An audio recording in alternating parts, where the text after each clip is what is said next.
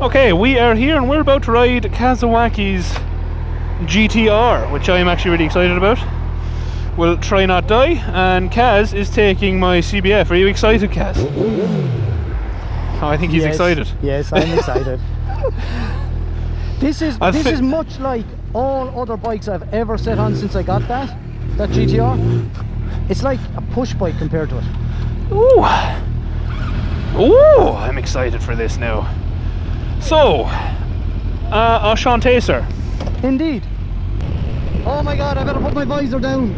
I'm actually getting wind in my face. Yeah, I'm not. This is lovely. So, hello, and welcome back to the GorillaBiker. As you probably saw in the pre-intro Kawasaki and myself have swapped bikes. I am on his GTR, which is from 1995, am I right, Kaz? That particular one is from 1995, but the technology comes from 1986. Nothing wrong with that, nothing wrong with that. And I have to say, I like it straight away. It's definitely not as roomy as my CBF for me, I'm not going to lie. And the brakes are interesting, Kaz, as you said I'd find them interesting. Yes. These ones, I actually find are stopping the bike on the CB. Yeah, they do. Whereas oh God. My brakes generally try to encourage stopping rather than actually stopping. It's like they're diplomatic. They'd like you to stop, but if you don't want to stop, you don't have to. Don't feel under any pressure. Yeah, they're definitely. It's more you're posing a question to the bike. Would you like to stop today? Yes. it's an eloquent kind of interaction. Yeah, it's not a bad one. It's just I'm going to be super careful because I am not used to it. Yeah.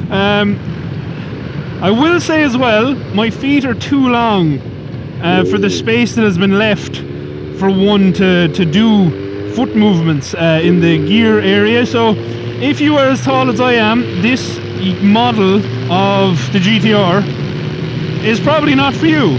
But I will say, Kaz, and I know you said this bike in Kaz's own words, it has not been loved too much and everything else, but it's very smooth. It's lovely. Oh yeah. Like it is butter smooth. This is how I want my suspension on the CBF to be once I get the upgrades fitted, you know? This is lovely. Yeah, it is. It's a very, very comfortable spin. I'm liking this. This is very movable. It's a very sporty sports tourer. Yeah. And that's why I got it, because I wanted something that was still not too far removed from the phaser, if that makes sense. Yeah. But this is lovely. And I will say, for everyone at home, the coolest part about this bike for me is this fairing. I know this is, it's Marmite. Some people love them, some people hate them. I like bikes with fairings on them, and this one is just cool. Like I said, you feel like a fighter pilot on it, and those wing mirrors are just class. Aren't they? Aren't they? Yeah, you could actually put a car trailer on the back of that bike and safely reverse it around corners with those. Absolutely. How much did you spend on this, Kaz? I spent €950. For €950, you can have something like this. That, you know, well, maybe you probably won't get one for 950, but you get something similar. That took an awful lot of wheeling and dealing to get that. Yeah, but the only thing I will say, right, is now that I'm on it, your front brakes do need to be fixed. Yeah. As a friend, I beg you to let me fix these. Well, as we have previously discussed in your earlier video, you can take this down and stable it in your mighty shed for the winter, and you can play with it all you like and put whatever kind of braided hoses on it and give it back to me in February, fully ready. It's a deal. But I have to say, like, okay, the only thing that I will knock this for, from a size perspective, like, you know, someone my size, I'm kind of like I'm crouched on it, like kind of like a frog, and that's not the bike's. How are ya, dickhead? What a dickhead! But it's not the bike's fault. It's my fault. I'm just too big for it. But it's not like I'm too big for it that I'm too big for a lot of bikes. Like, well, you see, you also have the option to stand on those pegs and sit back on the back seats. which is I'll give it a go. Equally comfortable. We got a roundabout coming here now, maybe wait. Oh no, I'm up on it now. It's interesting. I wouldn't say more comfortable, but definitely more interesting. But I'm really enjoying riding this bike. It's interesting. It's an interesting bike to ride. Oh God, I've run out. We're going to Ballycarroll. I'm not even sure if we're supposed to. It doesn't matter. It'll be grand. But it's. Oh, this is very nice and very. You're blinking. You're blinking. I got you. Yes. I think you'll find you're blinking. I'm not. This bike kind of whispers, "Trust me. You can go fast into this corner. It's okay. I'll take care of you." I think that's just the classic Honda, to be honest. So I have more questions for you about my CBF. Yes. How do you find it comfort-wise compared to this now for your height? It's about similar for me in terms of knees up. Although I think I'm probably a little bit. It's hard to know because my saddle is longer than this one. Yeah. So like, I kind of generally sit kind of like upright on the bicycle. Tank. Yeah. Whereas if I was to actually sit back and up against the back of my seat, I would be a little bit more doubled over. Yeah. But I think my saddle is probably a little bit more comfortable. Your saddle is way more comfortable. This thing is like a couch. Yeah, and you know, it's like a 30-year-old couch. Yeah. That has been set on for 30 years and it's still comfortable. So I could only imagine what it was like in 1986 or 1995 whenever it came out first. Yeah, I'm well impressed with the seat on this. For me especially, because most things I am not comfortable on, you know what I mean? Oh, this is... What? Your brakes are interesting. Yeah, they are. They're comforting for me because when I feel that kind of bop, bop, bop, bop, bop, bop, bop, bop in my fingers when I'm braking, it's kind of like a gentle reminder that you're braking too hard. We're not really convinced about this. Is this the right direction we want to be going with this braking maneuver? And it kind of makes you think twice about the next bend. Yes. But no such care on this. You're blinking again. I got you again. No, that's what you get for earlier. And now I'm just going to keep blinking. Please don't. And do you know what? I'm going to bring you up this way just to annoy you. Aww. Because this way will bring us right past. Oh my God, this is so light. No problem coming around that bend. I would be now. That is so cool. Isn't it? Yeah, I'm going to have to do a video bringing Toaster here when I get the suspension fully sorted on that. Definitely. Bike. That is class. Oh. Are you trying to crash my bike? I can't find your brake pedal. Oh God. Yeah. Your brakes terrify me. Oh no. Did you cut out? I did. Did you I cut your bike out. I literally said in the earlier video, no matter what gear you're in, it's incredibly forgiving. It will never cut out. And yes, but have you ever had a man of my landed gentry in terms of belly sit up here? I have to be honest, I'm quite proud to say no. No, I haven't. Nor can I think of any circumstances where that might happen other than this one. But listen, come on, you're not driving a lorry. Don't what are they doing? You stay still, I'll go around you. Yeah, we're only on wee small bikes. But, right, I also have a question for you. Do you prefer the type of more modern power delivery that's on that? Because they're very similar power-wise, I feel.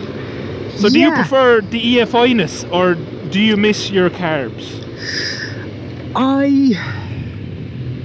I appreciate them both. I mean, I like that when I wind this throttle here going up this hill, it is just gonna go. Yes. And I mean, she's just gonna... Oh, what was that?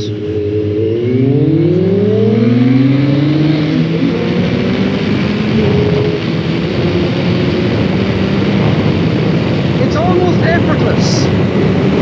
Yeah, yeah, I get you. There's definitely a little bit more effort involved in this.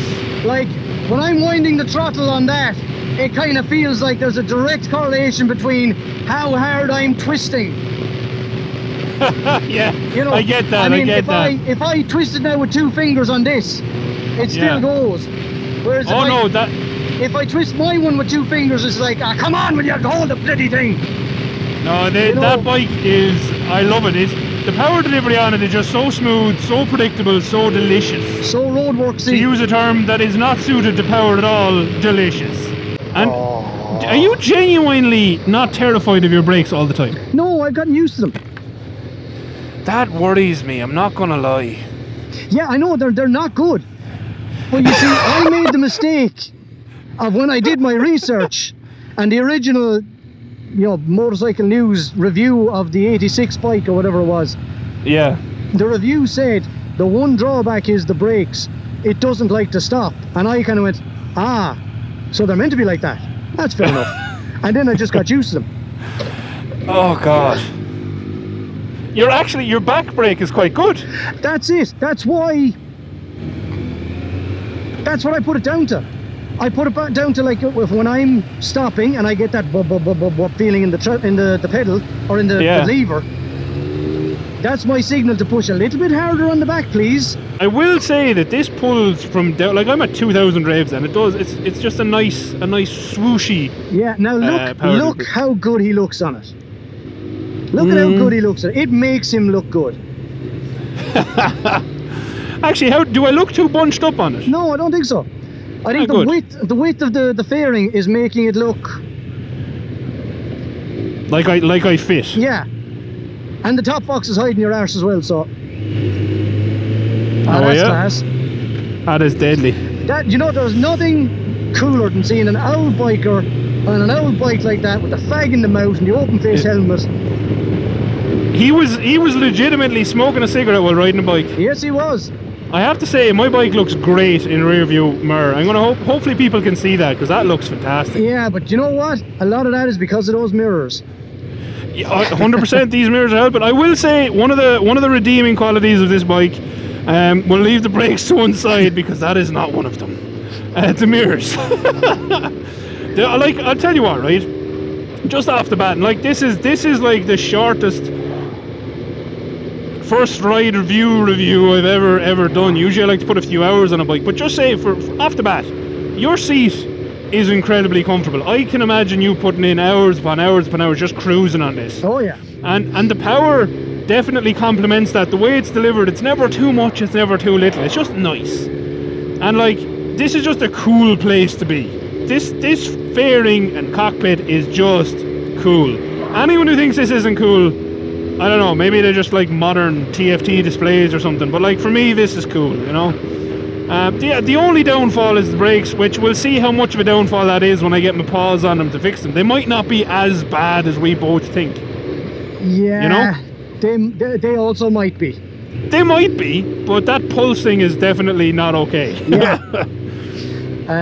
So we'll fix that at minimum. So at the moment as well, I will say, like, what you've done 174 miles in this tank, yeah? Yep. My bike, that one, I'd probably get like riding comfortably, I'll get 170 out of a tank, and that'll cost me about 22, 23 euro to fill. So it's about 17 litres. Go, come on, don't be hanging around. Oh, this is very, very nice.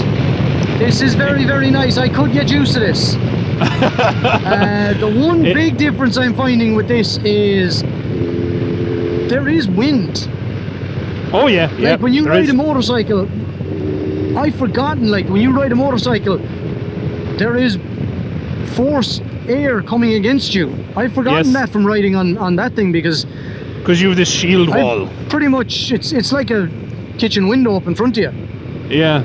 I literally never feel the wind except up in the top of my head sometimes.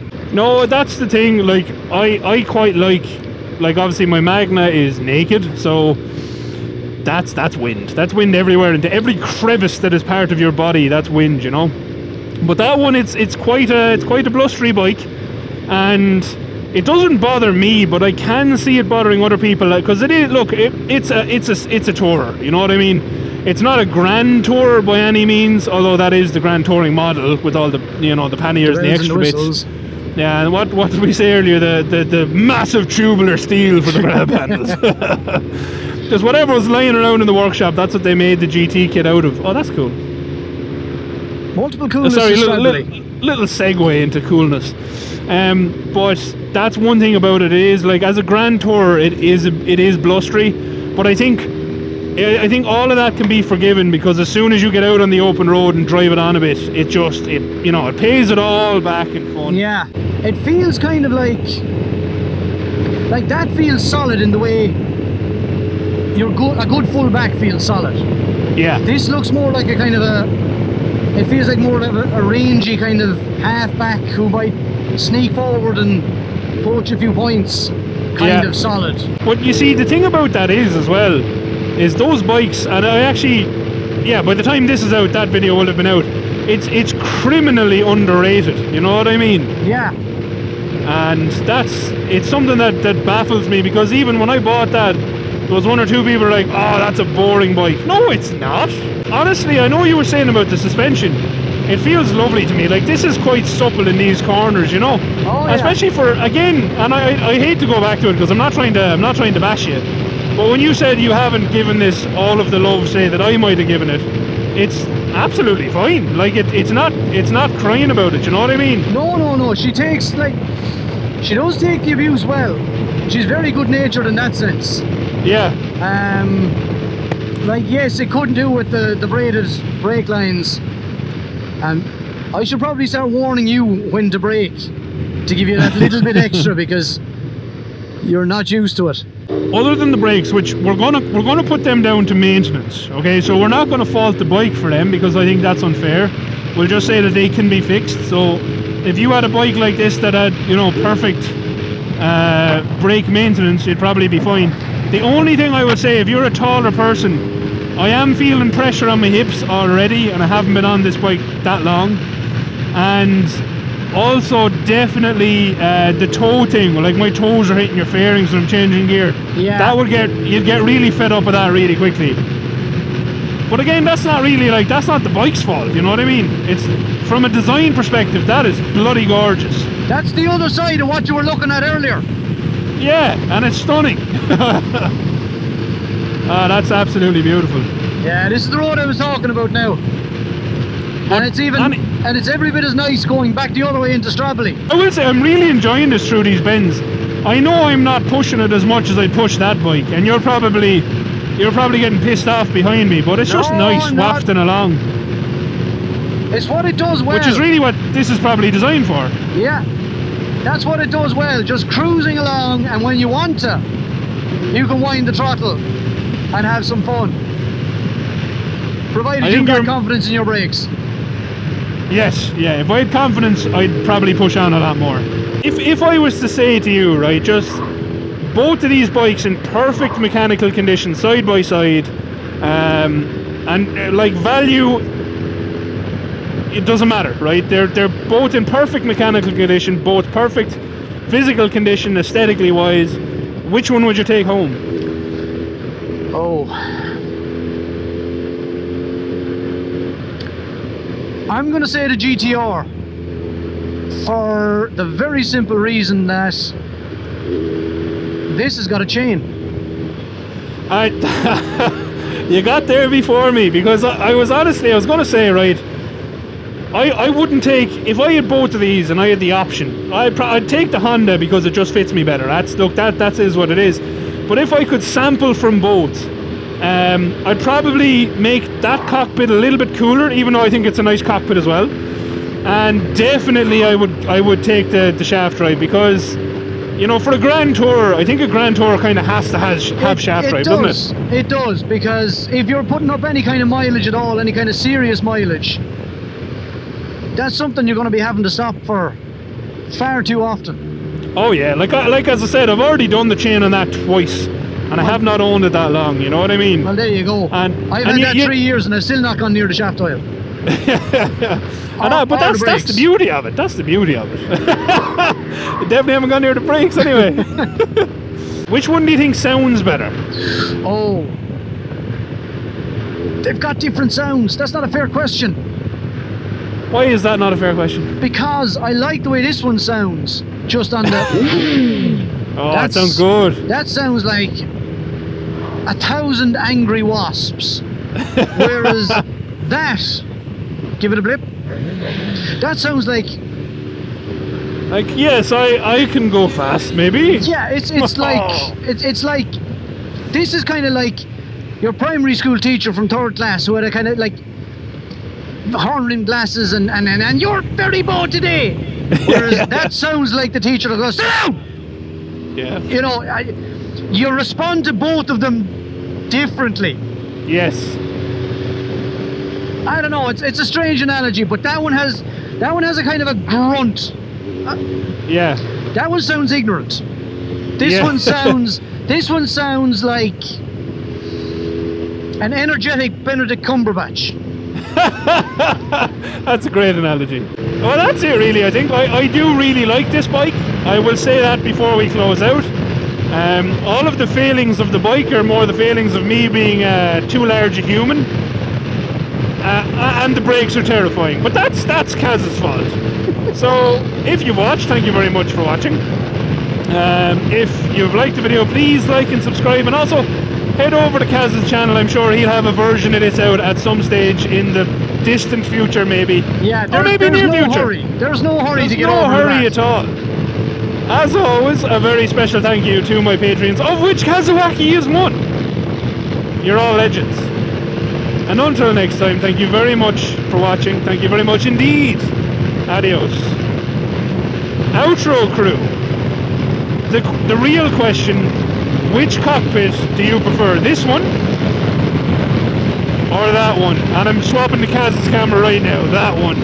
Or this one. That's the question. Which cockpit is cooler? Alright. Bye-bye.